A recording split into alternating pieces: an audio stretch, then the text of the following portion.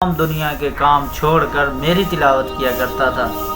مجھے پڑھے بغیر سویا نہیں کرتا تھا۔ حضور نبی کریم صلی اللہ علیہ وسلم نے ارشاد فرمایا کہ قیامت والے دن ایک آدمی کے بارے میں اللہ تبارک و تعالی جہنم کا فیصلہ فرما دیں گے، تو اس کو فرشتے گھسیٹ کر جہنم کی طرف لے جا رہے ہوں گے، تو سورۃ الملک جو ہے وہ سامنے آ کر کھڑی ہو جائے گی اور پوچھے گی کہ اس آدمی کو کہاں لے کر جا رہے ہو؟ تو فرشتے جواب دیں گے کہ اللہ تبارک و تعالی نے اس کے بارے میں جہنم کا فیصلہ فرمایا ہے، چنانچہ ہم اس کو جہنم کی طرف لے جا رہے ہیں۔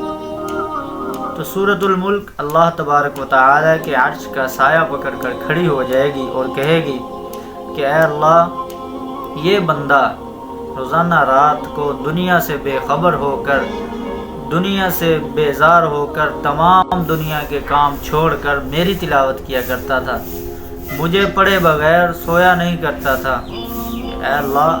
اگر آج اس کو آپ نے جہنم میں بھیجنا ہے تو مجھے اپنے قرآن سے ہی نکال دے۔ تو حضور نبی کریم صلی اللہ علیہ وسلم کا ارشاد ہے کہ جو آدمی روزانہ رات کے وقت قرآن مجید میں سے سورۃ الملک کی تلاوت عشاء کے بعد کر کے سوئے گا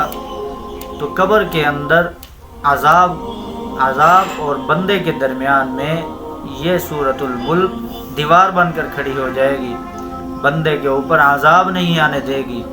اس کے لیے معمول بنانا چاہیے کہ ہم روزانہ رات کے وقت سونے سے پہلے اس کو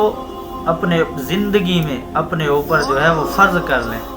کہ ہم نے رات کو سونے سے پہلے سورۃ الملک کی ضرور تلاوت کرنی ہے۔ اس لیے ہم پھر حضور صلی اللہ علیہ وسلم کے حکم پر عمل بھی ہو جائے گا اور اپنے لیے ہمارا فائدہ بھی ہے کہ روز جزا قیامت والے دن سورۃ الملک ہماری سفارش کرے گی۔ اللہ تبارک و تعالی ہمیں عمل کی توفیق نصیب فرمائے۔